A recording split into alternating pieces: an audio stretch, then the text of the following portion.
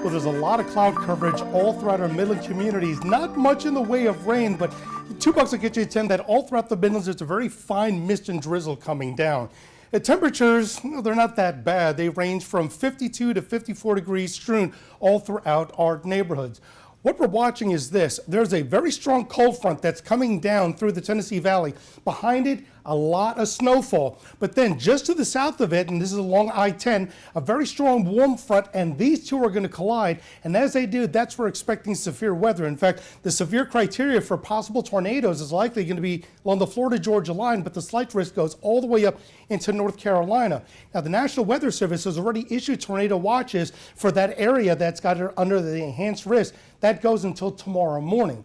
What we're going to be expecting, and this has been updated, is that we have a slightly better possibility of isolated tornadoes in the morning, and very likely 60-mile-an-hour wind gusts that are not going to have power.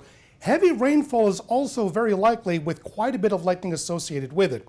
This is what we're expecting. Here comes the line approaching South Carolina by 3 to 4 o'clock. We do expect the storms to start filtering in between 3 and 4 in the northwest Midlands, and this is going to continue through very quickly, probably moving at about 45, 50 miles an hour. But the concern is this.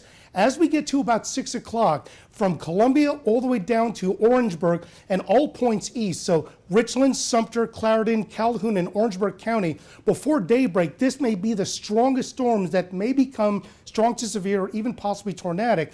But by the time we get to about 8 o'clock, it's now pushing out to the east. We're done with it, and then we're done with it as we get into the morning. Now, our temperatures for the morning is going to increase into the low to mid 50s, rather the mid to upper 50s and low 60s, and the winds are going to be shifting out of the south to north, gusting to 30. And then as we get into the afternoon, the temperatures are going to be dropping once the rain is done into the low to mid 50s. But here's the catch. Once we get rid of the rain, the wind's going to turn out of the northwest at 25, gusting to 40 miles an hour.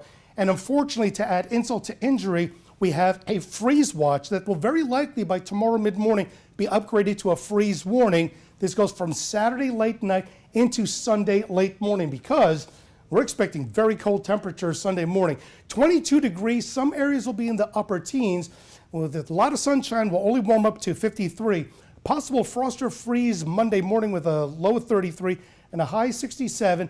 Then on Tuesday, we get to 70 with the chance for late afternoon showers, with heavy rainfall on Wednesday with a high of 68, and with still a chance for showers on Thursday, we get up to 75, and on St. Paddy's Day, a high of 78 degrees with just an isolated chance for a shower.